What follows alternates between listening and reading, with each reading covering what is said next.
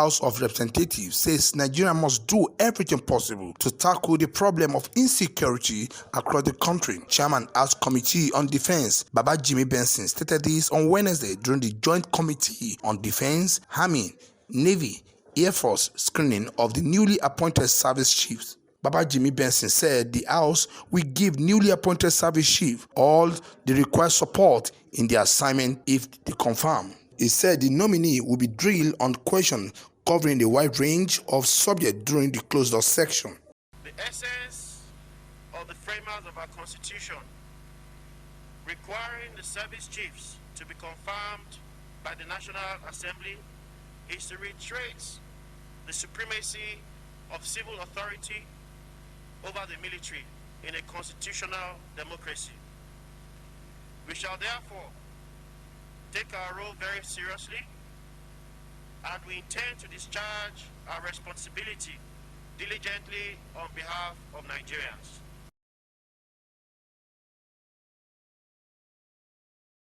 This will not only help protect national security, but more importantly, also give the nominees the freedom to respond more adequately, comprehensively, expansively, without any fear of an unwitting exposure of sensitive information. The newly appointed service chief nominee in their submission outlined their program for the Nigerian Armed Forces as they prepare for the tasks ahead. Aware of many sensitivity around the national security matter and to robustly engage the nominee, the Joint Committee decided to conduct this vigorous exchange behind closed doors. Let me assure you that the Armed Forces of Nigeria today are fully aware of its constitutional role, and we are prepared more than ever before to subordinate the military to the civil authority. As a military commander, I intend to have a leadership focus and philosophy and outlining the broad areas, and to this I intend to see a very professional armed forces, an armed forces that is effective, an armed forces that is agile, an armed forces that is result-oriented, and of course, that is loyal to constituted authority. I want a Nigerian army that is repositioned to professionally defeat all adversaries in a joint environment. Emphasis will be particularly on whole of government approach and whole of society approach, where each and every Nigerian will be part of the security architecture to bring an end to our current problems. If confirmed as the Chief of the Naval Staff, I intend, as my vision, to leverage on all factors of national location, technology, training, teamwork, and synergy to re-energize the Nigerian Navy and enhance her as a well-motivated and ready naval force in the discharge of our constitutional mandate and other tasks in fulfillment of national security objectives. I will pursue purposeful training and human capacity development. I will also ensure that I sustain platforms and equipment serviceability through innovative maintenance method and logistics support system. Of course, we are going to foster a disciplined workforce essential for combat readiness and also booster morale for improving personal welfare.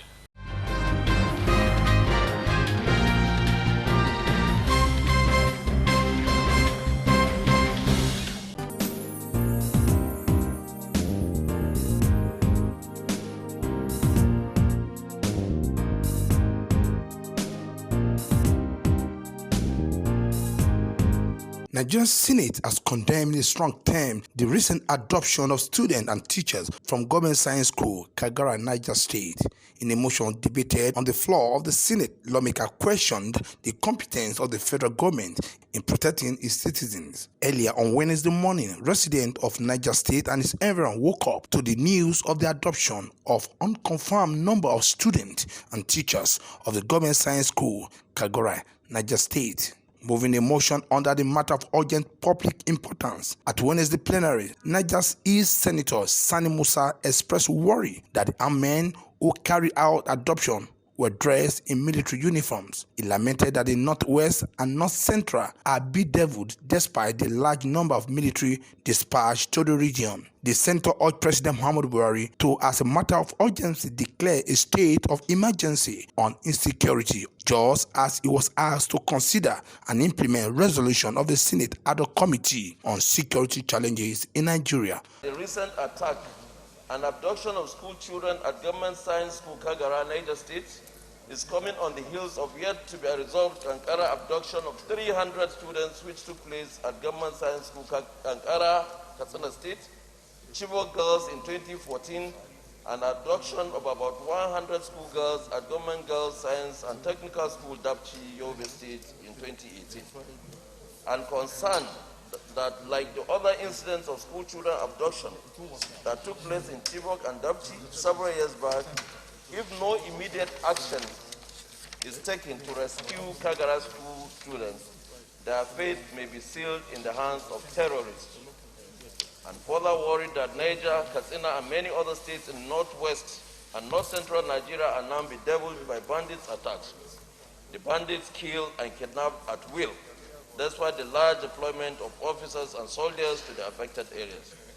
Note also, on Sunday, the 14th of February 2021, many commuters and passengers numbering over 57 were abducted in Kundu, all within the same area in Rafi local government of Niger State, and till now they have not yet been released. On his part, Niger North Senator Sabi Abdullahi recalled how about 40 passengers traveling along Niger State ASICs were adopted a few days ago. He expressed worry over unfortunate incident, pointing out how close Niger State is to the FCT. Niger State is next to the FCT. If we believe we are comfortable in the FCT, we should begin to understand if they are in Niger State, they are as well in the FCT. And the forest, which these people use as their hideout, is like a kind of stretch of areas. There is a continuum of forest from the FCT into Niger State, through Shiroro local government, into Rafi local government, and into Mariga local government to Zamfara. These things are known, and I think it is time for our security agents to double their efforts so that our citizens can at least have some peace. Senator representing Niger South, Bima Energy, faulted the federal government, saying it is incapable of protecting its citizens from the series of security challenges in various parts of the country. Can we rightly say that this government, I am sorry to say, that this government is incompetent in handling the security challenges in this country? Because this issue had been discussed here over and over, and there is no improvement. It is even getting worse. In my own zone, few days ago, the same terrorists went to about 2 local governments in my zone. Fortunately, my people were able to repel them and killed about 9 of them. I am sure everybody here has stories to tell about the security challenges that we are facing. What else are we supposed to do that we are not doing?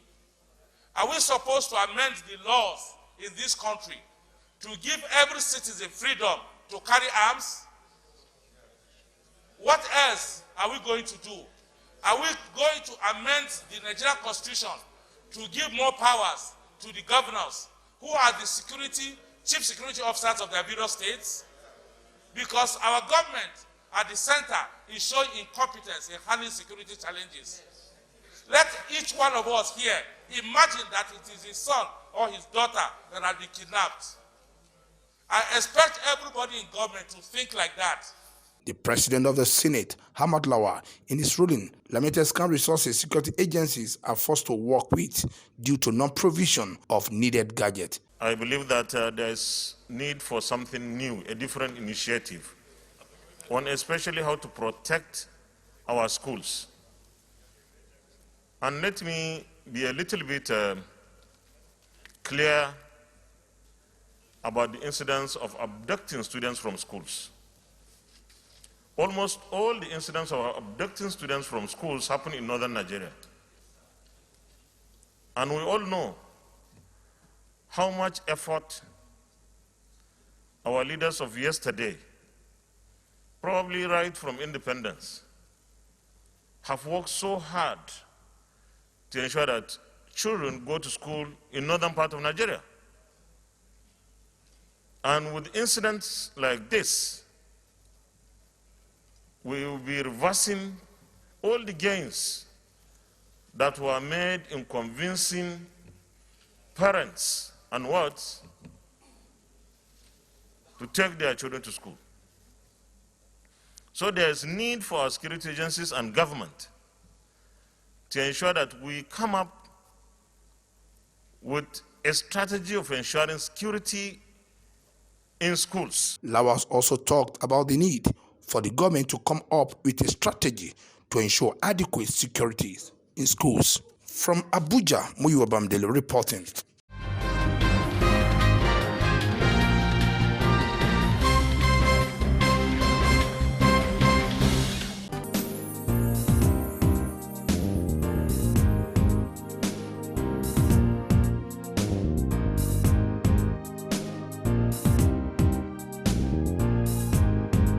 The Nigerian National Petroleum Corporation (NNPC) has said there's no plan to hike the pump price of the petroleum product. Group General Manager of the Group Public Affairs Division, Dr. Kenny Obateru, dismissed the rumors about the imminent upward review of the petroleum product price. He told reporters that NNPC has not increased its ex-depot price. According to him, NNPC has a stock of petrol that can last over 40 days. He alleged fear about scarcity of the product. Obateru urged the Department of Petroleum Resources to clamp down on the marketer of the petrol product. The Independent Petroleum Marketing Association of Nigeria has urged the federal government to return subsidy to the premium motor spirit as landing costs are soared to 180 naira per litre.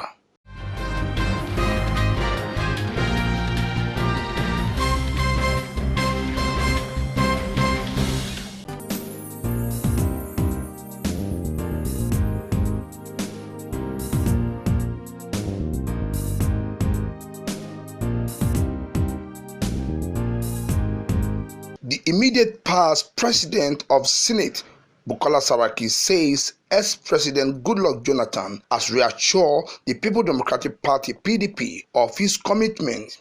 Speaking in Abuja as he led the Reconciliation and Strategy Committee of the party to Jonathan residents, Saraki said the committee member had briefed the former president of their mandate and plan to strengthen the party. The committee was set up in 2019 to resolve the internal crisis within the PDP and reconcile aggrieved members. Saraki said those disturbing Jonathan to defer to another party should forget the thought, saying the former president remained a PDP man. Members of the committee at the meeting include Ayim Pius Ayim, Air Secretary to the government of the Federation, Ibrahim Shema, former governor of Katsina State, Leo Imoke, former governor of Cross River State, and Ibrahim Dankwabo, former governor of Gombe State. Odawa Mulikat Adeola Konde, former leader of the House of Representatives.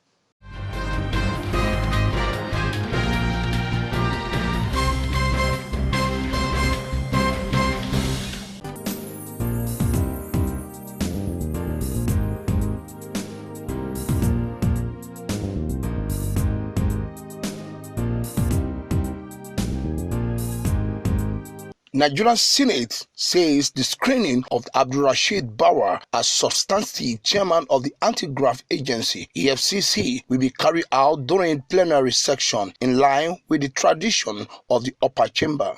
President of the Senate made this known while presenting the formal request of President Muhammadu Buhari seeking confirmation of appointment of Abdulrasheed Bawar as the chairman of the Economic Financial Crime Commission (EFCC).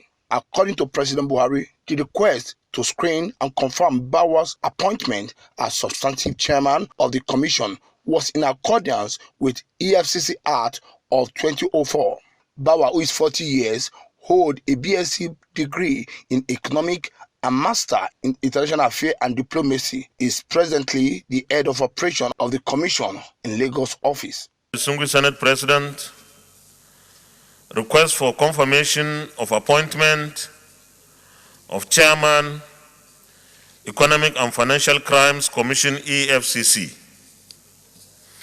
In accordance with paragraph 2, subsection 2 of part 1, cap E1 of EFCC Act 2004, I am pleased to present for confirmation by the Senate the appointment of Abdul Rashid Bawa as Chairman, Economic and Financial Crimes Commission, EFCC. The curricula vitae of the nominee is attached herewith. While I trust that the distinguished Senate will consider this request in the usual expeditious manner, please accept, distinguished Senate President, the assurances of my highest consideration. Yours sincerely, Muhammadu Buhari. Distinguished colleagues, the screening of the chairman designate will be done in plenary. The chairman designate EFCC will be done, the screening will be done in plenary, in keeping with our tradition here.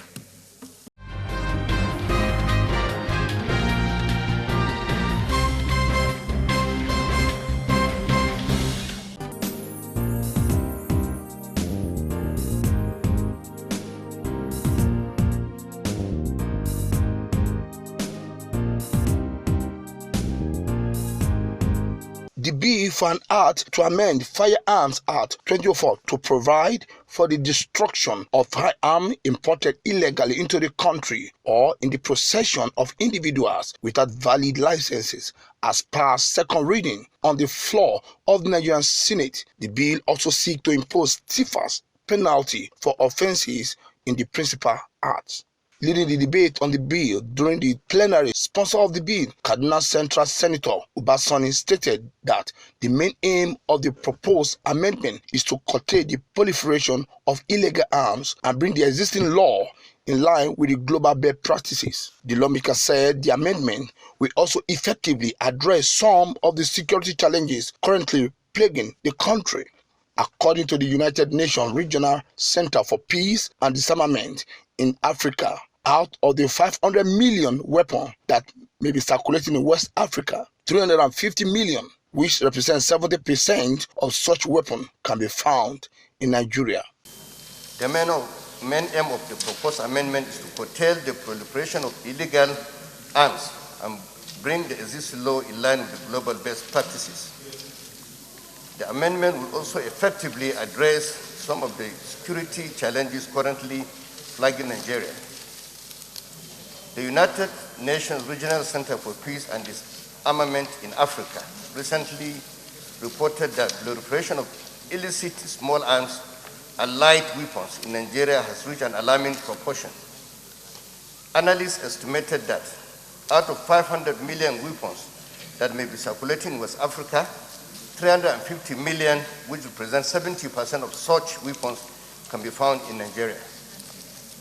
Nigeria is one of the countries experiencing some of the most devastating effects of the proliferation of illegal weapons as a result of spillover effects of the crisis in Libya and Mali, as well as unresolved internal conflicts in different parts of the country, such as Northeast, Niger Delta, and other parts of the regions. Other lawmakers who supported the bill stressed the need for a legislation that will provide for stringent punishment to deter perpetrators of such illegality.